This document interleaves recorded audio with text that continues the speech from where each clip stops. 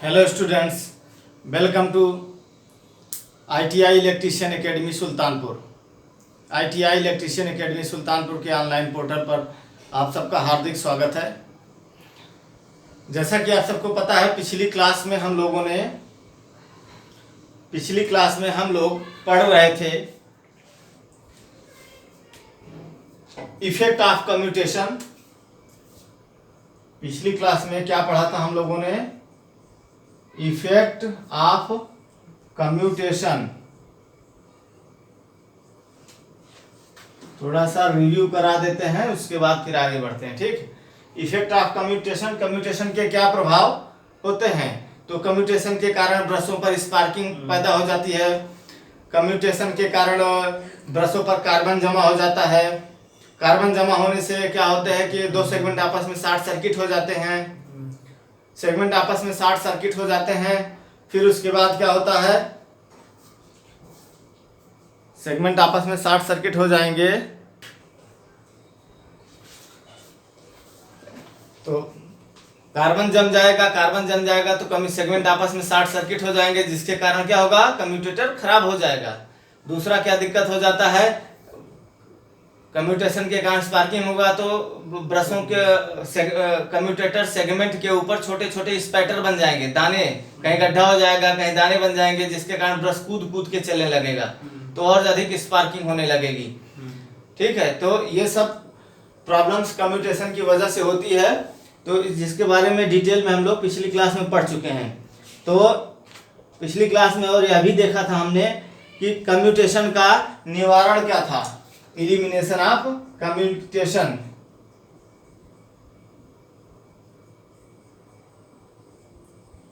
Elimination of commutation.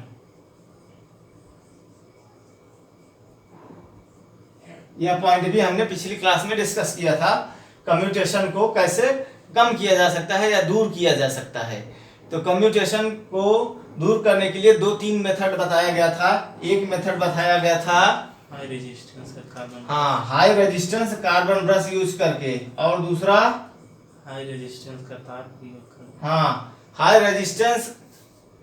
Resistance का तार प्रयोग करके। नहीं, सीधे बोलो कि रेजिस्टेंस का उपयोग करके आर्मेचर कॉइल के और कम्यूटेटर सेगमेंट के बीच में हम यूज कर देंगे हाई रेजिस्टेंस का वायर। अच्छा, तीसरा पॉइंट क्या था? कम्यूटेशन को कैसे दूर कर सकते हैं? इंटरपोल। इंटरपोल लगा करके। मेन आपको ये पॉइंट बहुत ज्यादा पूछा गया है कि इंटरपोल एकदम दिमाग में बैठा लीजिए, इंटरपोल क्या होता है। और दोनों पॉइंट पूछे गए हैं लेकिन कम पूछे गए हैं। जैसे हाई रेजिस्टेंस का यूज करके कम्यूटेशन को दूर कर सकते हैं, या हाई रेजिस्टेंस का कार्बन ब्रश लगा करके। ये सब पॉइंट पूछे तो गए हैं लेकिन कम पूछे गए हैं। ठीक है, इंटरपोल बहुत ज्यादा बार पूछा गया है। तो इंटरपोल क्या होता है पिछली क्लास में मैंने डिस्कस कर दिया था। आज ये नहीं बताया था कि इंटरपोल जो है कैसे फंक्शन करता है। तो अभी इंटरपोल कैसे फंक्शन करता है इस क्लास में आपको नहीं बताऊंगा। ठीक है, आज की क्लास में हम लोग थोड़ा सा जो कुछ हमने बताया था वो आप हल्का रिव्यू देख सकते हैं। ये कौन से पोल होते हैं? मेन पोल। ये जो पोल होते हैं मेन पोल होते हैं।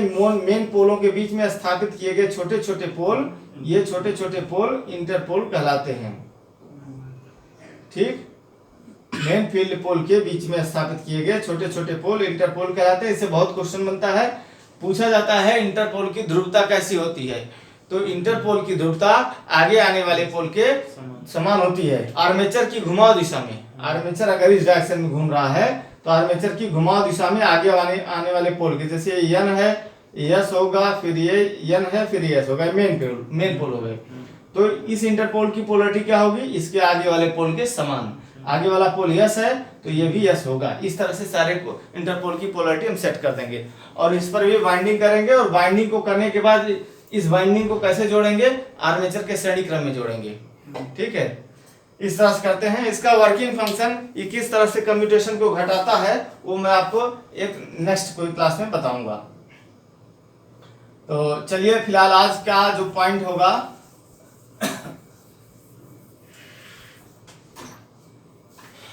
आज का जो पॉइंट है, जो पॉइंट्स आज की क्लास में हम लोग डिस्कस करेंगे वो है losses of DC generator, losses in DC generator. ध्यान से समझिए। अब लगभग हम लोग चैप्टर के समापन की तरफ बढ़ रहे हैं।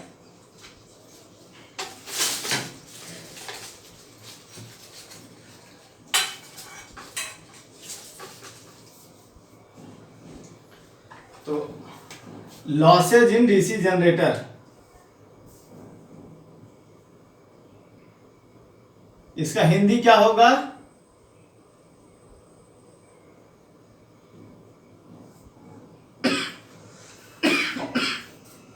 इसका हिंदी क्या होगा? लॉसेज इन डीसी जनरेटर, इसका हिंदी होगा डीसी जनरेटर में क्षतियां।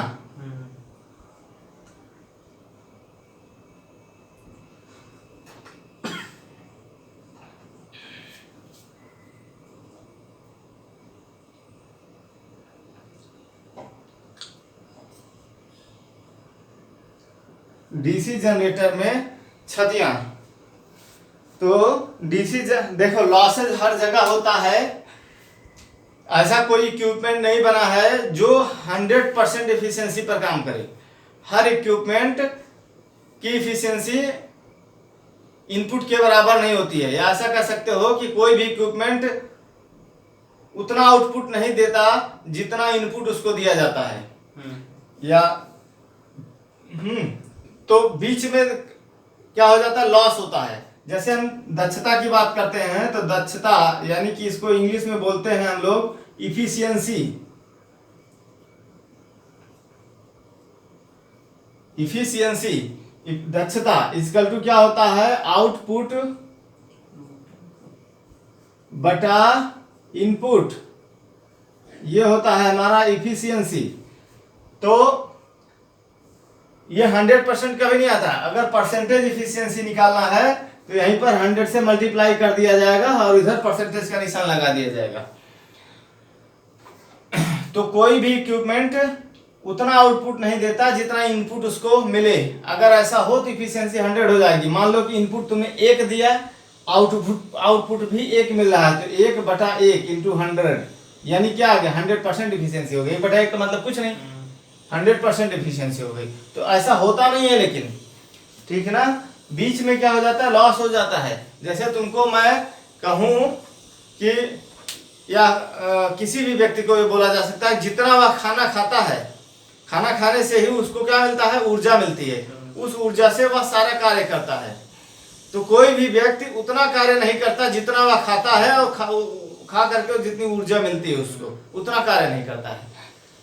क्यों? बीच में लॉसेज हो जाते हैं, अनावश्यक बोलने में, अनावश्यक घूमने में, ठीक है, उतना वर्क नहीं करता जितना एनर्जी उसको डेवलप होता है। तो लॉस बीच में हो रहा। वही चीज मशीनों में लागू होता है। मशीन में क्या है? अभी हम लोग जनरेटर मशीन पढ़ रहे हैं, तो जनरेटर में क्या मिल रहा है हमको? आउटपुट में। जनरेटर में इनपुट क्या है, आउटपुट क्या है? आउटपुट इलेक्ट्रिसिटी है भाई। आउटपुट हमको बिजली देता है जनरेटर, और इनपुट क्या देते हैं हम उसको? हाँ, इनपुट में हम उसको मैकेनिकल पावर देते हैं, यानी कि यांत्रिक शक्ति। वो यांत्रिक शक्ति हम टरबाइन वगैरह से घुमा करके, ठीक है, देते हैं। तो इनपुट मेरा हो गया मैकेनिकल पावर, आउटपुट मेरा हो गया इलेक्ट्रिकल पावर। तो ये तो हो गया बात इफिशियंसी की। लेकिन अभी इफिशियंसी हम नहीं पढ़ा रहे हैं आपको, अभी हम पढ़ा रहे हैं लॉसेज।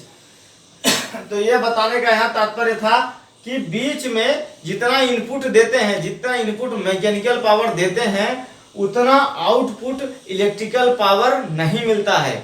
बीच में लॉस हो जाता है।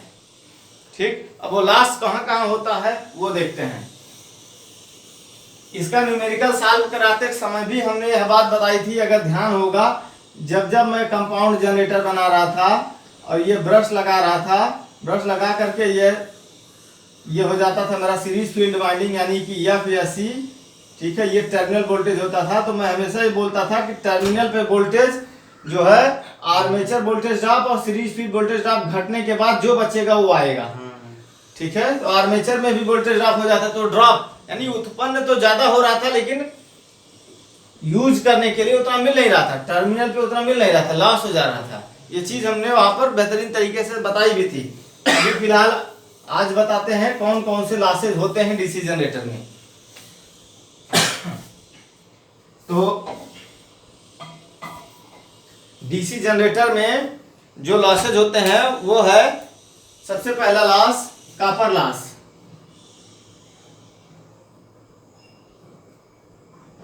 कॉपर लॉस, कॉपर लॉस को हिंदी में बोलते हैं ताम्र क्षति।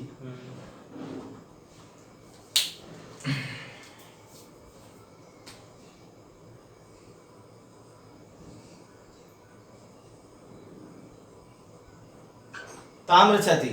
दूसरा लॉस कौन सा होता है? Shunt field loss. अभी वो लॉस आएगा, ठीक है, लेकिन उसके पहले जो है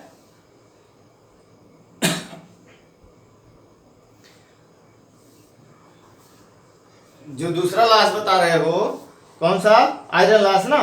दूसरा आयरन लॉस होगा, लेकिन ताम्र क्षति में भी कई तरह के लॉसेज होंगे, वो भी आपको बताना है। चलो ऐसे बताए, दूसरा लॉस नाम लिख लो पहले। दूसरा आयरन लॉस, दूसरा आयरन लॉस, और तीसरा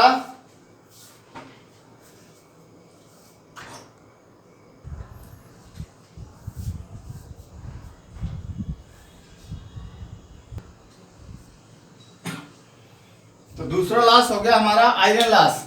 आयरन लॉस को हिंदी में हम बोलेंगे लौह क्षति। लौह क्षति। और तीसरा लॉस है हमारा, तीसरा लॉस बताओ, तीसरे लॉस का नाम पता है? तीसरा लॉस होता है मैकेनिकल लॉस, यानी कि यांत्रिक लॉस। Mechanical loss.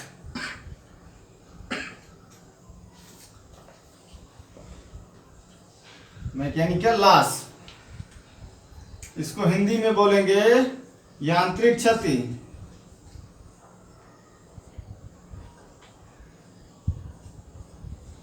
ये हो गया।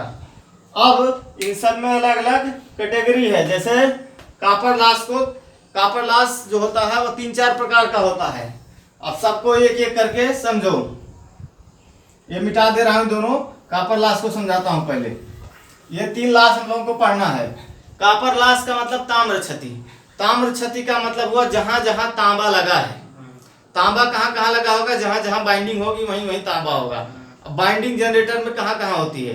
एक तो आर्मेचर में होती है, एक मेन फील्ड पोल में होती है।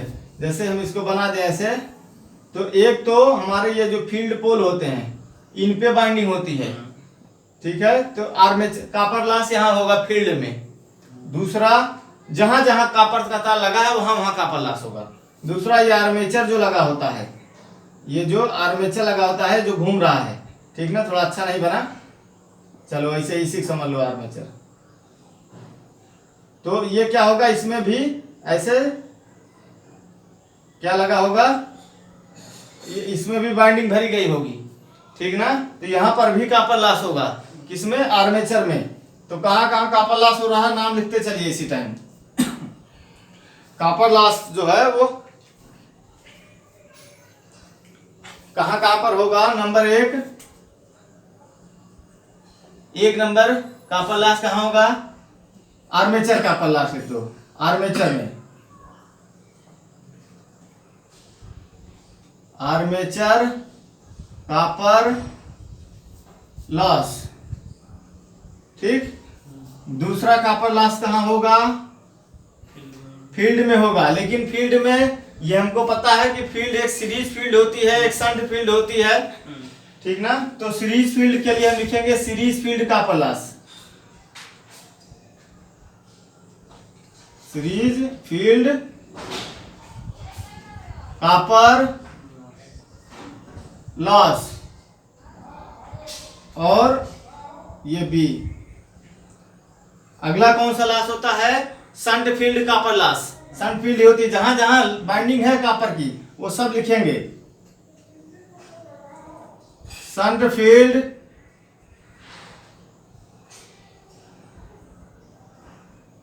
Copper loss. इसके बाद और कहां पर होता है कॉपर का बाइंडिंग?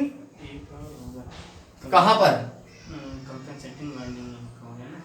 कंपेंसेटिंग वाइंडिंग होता है, लेकिन वो सब जो है ना ज्यादा कंपेंसेटिंग वाइंडिंग आर्मेचर के श्रेणी में ही लगाई जाती है, तो ज्यादा टर्न नहीं होते हैं, सीरीज फील्ड से भी छोटी होती है, तो उसके इसलिए उसके लास को हम नगण्य मान देते हैं। कंपेंसेटिंग वाइंडिंग को हमने बताया था किस लिए लगाया जाता है, डीमैग्नेटाइजिंग इफेक्ट को दूर करने के लिए। आर्मेचर के श्रेणी क्रम में लगता है वो, और ज्यादा टर्न नहीं होते हैं, बहुत छोटी वाइंडिंग रहती है। वो आर्मेचर द्वारा उत्पन्न चुंबकीय क्षेत्र को नेग्लेक्ट करने के लिए लगाई जाती है, तो ज्यादा मात्रा में ज्यादा बड़ी नहीं होती है कॉइल, तो इसलिए उसके लॉस को नेग्लेक्ट कर दिया जाता है। यहाँ पर वो सब चीजें नहीं इंक्लूड की जाएंगी, जहां पर ज्यादा कॉपर लॉस होगा वही चीजें इंक्लूड की जाएंगी। अगला एक कॉपर लॉस और पढ़ेंगे, वो होगा इंटरपोल। इंटरपोल जो बीच में लगाए जाएंगे छोटे छोटे, उन पर भी बाइंडिंग की जाएगी, तो इंटरपोल कॉपर लॉस हम लिखेंगे।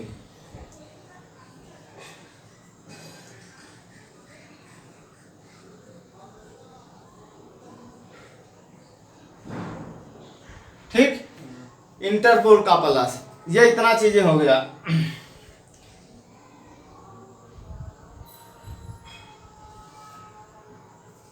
इसके बाद अब लॉस निकालने का जो कॉपर लॉस निकालने का एक फार्मूला होता है, फार्मूला एकदम से दिमाग में बैठा लीजिए, जो बताने जा रहा हूं वो फार्मूला दिमाग में बैठा लीजिए। आई स्क्वायर आर, कौन सा, आई स्क्वायर आर, ये कॉपर लॉस निकालने का फार्मूला होता है। आई का करंट का स्क्वायर और रेजिस्टेंस। अब जिसका निकालना हो, जैसे आर्मेचर का कॉपर लॉस निकालना है, तो आर्मेचर का जो करंट है, आर्मेचर में जो करंट बहती है उसको हम बोलते हैं आई ए। आई ए, छोटा सा ए लगा देते हैं, आई ए स्क्वायर, और आर्मेचर का रेजिस्टेंस आर ए, ये हो गया इसका फार्मूला।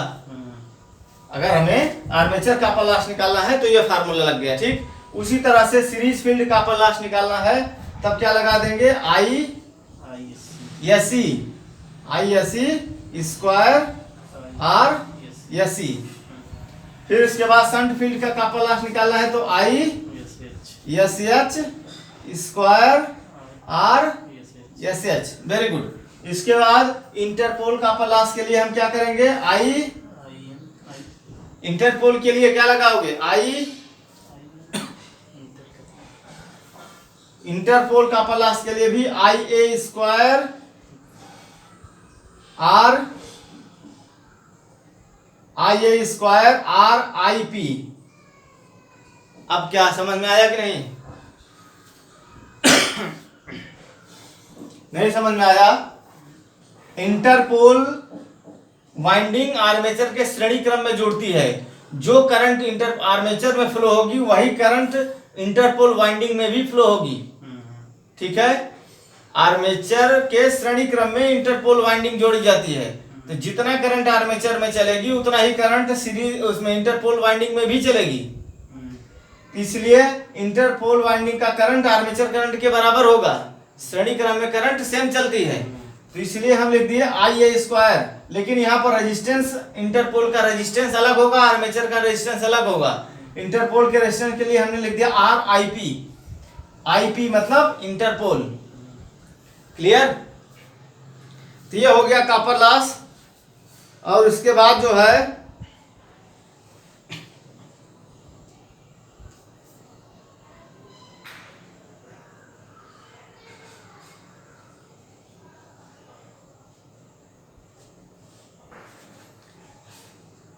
चलिए, तो ये हो गया कॉपर लॉस। कॉपर लॉस में ही एक और आएगा, उसको हम बोलेंगे, एक लॉस और आएगा इसके अंतर्गत, ब्रश संपर्क लॉस जो होता है।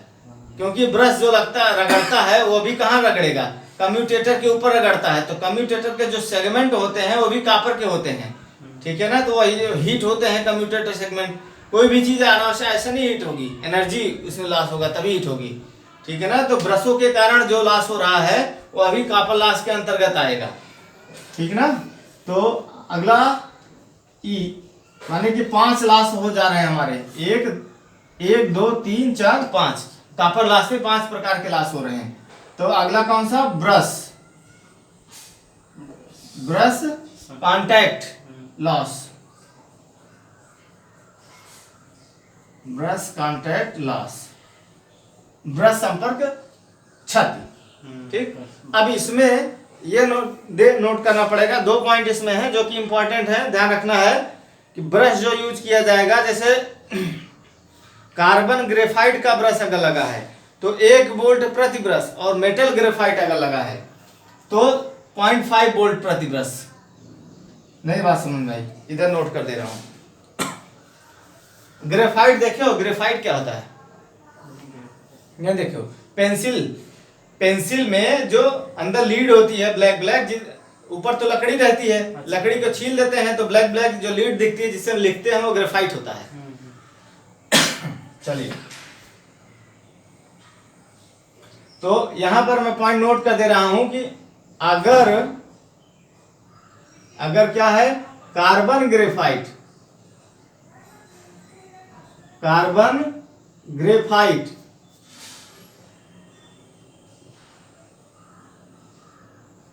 का ब्रश है तो क्या होगा, 1 वोल्ट प्रति ब्रश, 1 वोल्ट प्रति ब्रश, तथा यदि मेटल ग्रेफाइट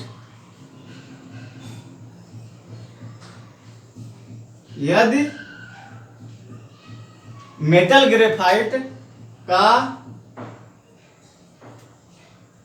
ब्रश है तो 0.5 वोल्ट प्रति ब्रश, 0.5 वोल्ट प्रति ब्रश वोल्टेज ड्रॉप, 0.5 वोल्ट प्रति ब्रश वोल्टेज ड्रॉप होगा या लॉस होगा, ऐसे लिख सकते हो, लॉस होगा। ठीक, ये पॉइंट बिल्कुल याद रखना, दिमाग में एकदम बैठा के, भूलना मत। मेटल ग्रेफाइट के लिए लॉस कम होगा, मेटल ग्रेफाइट के लिए 0.5 वोल्ट, और जो है कार्बन ग्रेफाइट के लिए 1 वोल्ट प्रति ब्रश।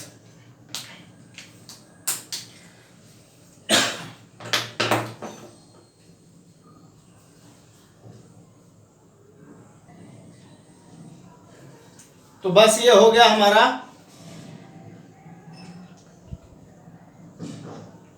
कॉपर लॉस समाप्त हो गया, मिटा दे रहे हैं इसको। इसके बाद नेक्स्ट पॉइंट हम पढ़ाते हैं आपको आयरन लॉस।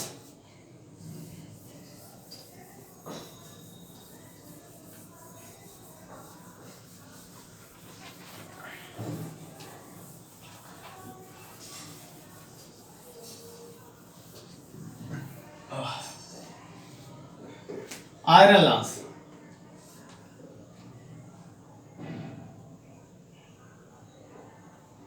हिंदी में इसको बोलेंगे लौह क्षति।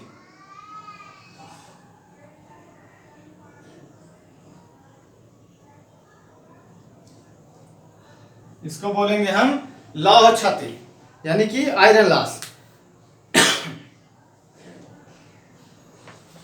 तो लौह क्षति होती कहां पर है?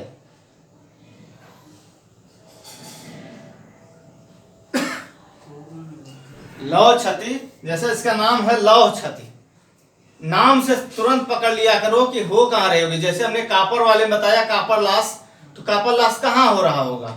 जहां कॉपर बाइंडिंग होगी। तार गर्म हो जाते हैं ना लॉस के कारण ही। देखो कोई भी तार जो होता है, कॉपर लॉस की बात अगर हम करें तो कोई भी तार ऐसा नहीं, कोई भी तार ऐसा नहीं बना है जो आइडियल हो। आइडियल का मतलब उसमें रेजिस्टेंस 0 हो। हर तार में रेजिस्टेंस होता है। माना जाता है कि कॉपर विद्युत का अच्छा सुचालक है, लेकिन ऐसा कभी नहीं कहा जाता कि कॉपर में रेजिस्टेंस ही नहीं होगा। कॉपर से अच्छा चालक क्या होता है? चांदी। चांदी से अच्छा चालक क्या होता है? सोना। लेकिन ये सब मेटल जो है बहुत कॉस्टली है, इसलिए इसका उपयोग हम लोग नहीं करते हैं। तो कॉपर एक ऐसा है, कॉस्टली तो है लेकिन इतना भी कॉस्टली नहीं है कि उपयोग ना कर सकें। तो जनरली कॉपर का प्रयोग किया जाता है। और सस्ते में अगर यूज करना होता है तो फिर हम एल्युमिनियम का यूज करते हैं। एल्युमिनियम का रेजिस्टेंस कॉपर की तुलना में थोड़ा ज्यादा रहता है, लेकिन ऐसा कोई आइडियल तार नहीं बना है जिसमें रेजिस्टेंस ना हो। अब अगर नाली में पानी बह रहा है, बीच में क्या होगा, कंकड़ पड़ेगा तो वह रोकेगा जरूर पानी को, तो पानी को रोकेगा तो कुछ पानी तो इधर उधर लीक करेगा फिर। तो वही चीज होता है तार में से करंट बह रहा है लेकिन रेजिस्टेंस तो है कुछ ना कुछ। अब नाली जितनी स्मूथ होगी उतना अच्छा पानी फ्लो होगा, और रेजिस्टेंस नाली में होगा तो कुछ ना कुछ विरोध करेगा। तो हर तार में कुछ ना कुछ रेजिस्टेंस होता है। तो कॉपर में क्या है, करंट फ्लो हो रहा है, रेजिस्टेंस जो होगा उसकी वजह से करंट का फ्लो में वो रुकावट डालेगा, जिसके कारण से तार गर्म होगा। कभी मोटर चल रही हो या हीटर चल रहा हो, वो तार को जरा हाथ से पकड़ के देखिए, थोड़ी देर बाद 5 मिनट बाद जब ऑन करिए तो 5 मिनट बाद देखिए तार गर्म होता है कि नहीं, तार गर्म महसूस होता है। रीजन क्या है, कॉपर लॉस हो रहा है, हीट तार गर्म हो रहा है। अब तार गर्म ऐसे नहीं हो सकता है, तार गर्म ऐसे नहीं हो सकता। तार गर्म होने के लिए भी क्या चाहिए, ऊर्जा चाहिए, एनर्जी ना। तो वही हमारा करंट जो फ्लो हो रहा है पूरा का पूरा आगे ना जा करके कुछ करंट हमारा हीट के रूप में ट्रांसफर हो जा रहा है। पूरा करंट नहीं आगे जा पा रहा, हीट के रूप में कुछ ट्रांसफर, हीट के रूप में कन्वर्ट हो जा रहा है, जिसकी वजह से तार गर्म हो रहा है। तो उसको हम बोल देते हैं कॉपर लॉस। अब बात आती है आयरन लॉस की, यानी कि लौह क्षति। अब यह क्षति हो कहाँ रही होगी, यह भी समझने की बात है कि यह क्षति कहाँ हो रही होगी। ठीक है, कहाँ हो रही होगी, जैसा नाम है लौह क्षति, तो जनरेटर में लोहा कहाँ लगा भाई, बॉडी को छोड़ दीजिए, बॉडी में कौन सा क्षति होगा। आर्मेचर की जो कोर होती है, फील्ड पोल के जो कोर होते हैं, ठीक ना, जैसे फील्ड पोल हम लोग बनाते हैं, ऐसे ये बॉडी हो गई, तो यहाँ पर हम लोग फील्ड पोल बनाते हैं। तो फील्ड पोल जो सॉलिड नहीं होता है, ये भी जो है कोर का बना होता है। पोल भी कोर का बना होता है, उसके ऊपर बाइंडिंग लपेटी जाती है। तो फील्ड पोल की जो कोर होती है उनमें, और आर्मेचर की जो कोर होती है उनमें जो लॉस होता है उसको हम बोलते हैं आयरन लॉस। ठीक, समझ पाए बात को। आर्मेचर की कोर में और फील्ड पोल की कोर में जो लॉस होता है उसे हम बोलते हैं आयरन लॉस, यानी कि लौह क्षति। अब लौह क्षति 2 प्रकार की होती है, एक होता है हिस्टैरिसीस क्षति, एक होता है एडी करंट क्षति। और बहुत ही इंपॉर्टेंट है, एकदम जुबान पे बैठा लीजिए इसको, नया वर्ड है। ठीक है, हो सकता है अभी याद होने में थोड़ी समस्या करे। हिस्टैरिसीस एक नया वर्ड है, याद करने में दिक्कत होगी। Hysteresis loss, eddy current loss, लेकिन बैठा लीजिए दिमाग में, याद हो जाएगा। 4-5 बार रटोगे तो याद हो जाएगा। Hysteresis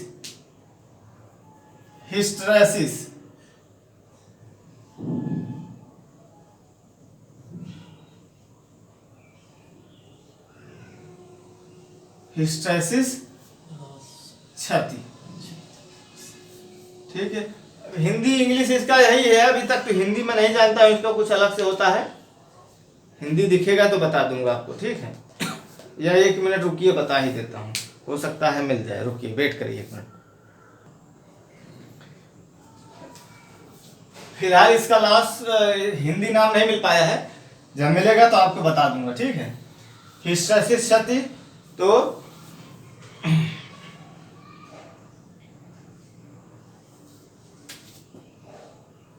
HYSTERESIS, hysteresis loss. दूसरा लॉस कौन सा होता है, एडी करंट लॉस।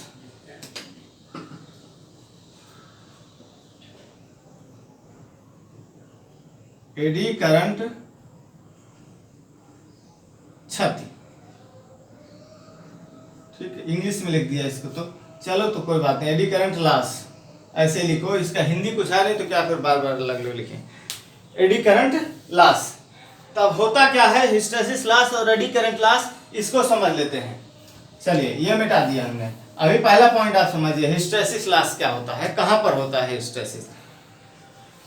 तो हिस्टैरिसीस लॉस होता है जो आर्मेचर कोर होती हैं वो बार बार चुंबकित विचुंबकित होती हैं। तो आर्मेचर कोर के बार बार चुंबकित और विचुंबकित होने में वैद्युतिक शक्ति की जो खपत होती है उसे हिस्टैरिसीस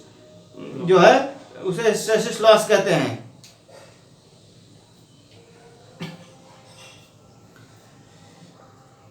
जैसे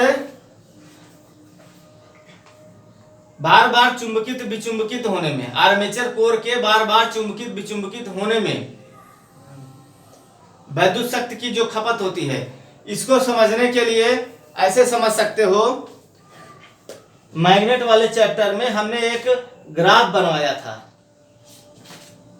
पढ़ाया था, याद होगा तो याद होगा, मैग्नेट वाले चैप्टर में।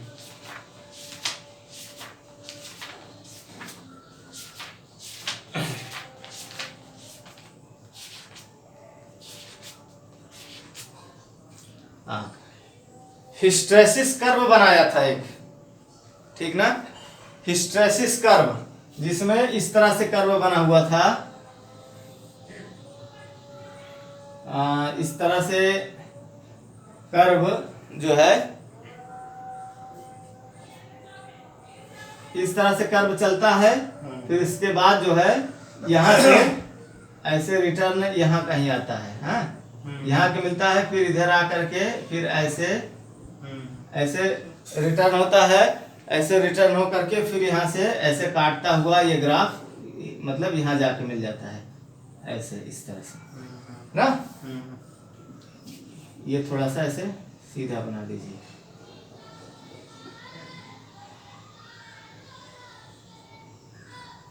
तो कौन सा ग्राफ था ये? हिस्टैरिसीस ग्राफ है, बहुत बार एग्जाम में भी आया है। इस ग्राफ का नाम बताइए। तो ग्राफ का नाम क्या रहेगा? Hysteresis graph. तो हिस्टैरिसीस ग्राफ में ये पॉइंट 0 होता है, ठीक ना। हिस्टैरिसीस ग्राफ में ये पॉइंट 0 होता है और ये पॉइंट जो है अपनी मैक्सिमम अवस्था को जब मैग्नेट प्राप्त कर जाता है, यानी कि जब हम डीसी सप्लाई जोड़ते हैं, जैसे कि यहां से 0 चलना शुरू होता है, यहां से जब हमने सप्लाई दिया तो चुंबकित तो होना शुरू किया, ठीक है। आर्मेचर कोर या कोई भी चुंबक की बात हो, जब हम सप्लाई देंगे तो चुंबकित होना शुरू होगा, यहां तक जाएगा। इसके बाद क्या होगा? सप्लाई का मान आप बढ़ाते भी जाएंगे तब भी और अधिक मैग्नेट नहीं बनता है, ठीक ना। जैसे ही सप्लाई हटा लेते हैं तो वह चुंबकत्व जो है फिर यही समाप्त हो जाना चाहिए, तो लेकिन वो लौटता नहीं है, यहाँ पर आ जाता है। सॉरी, वह यहाँ पर सीधे लौटता नहीं है, वो ग्राफ लौट करके आता है यहाँ पर। ध्यान से समझो, फिर से बात को कम समझ पाए होगे। यह जो ग्राफ बनाया जा रहा है यह सॉफ्ट आयरन के लिए नहीं है, ठीक है। सॉफ्ट आयरन के लिए यह ग्राफ नहीं है।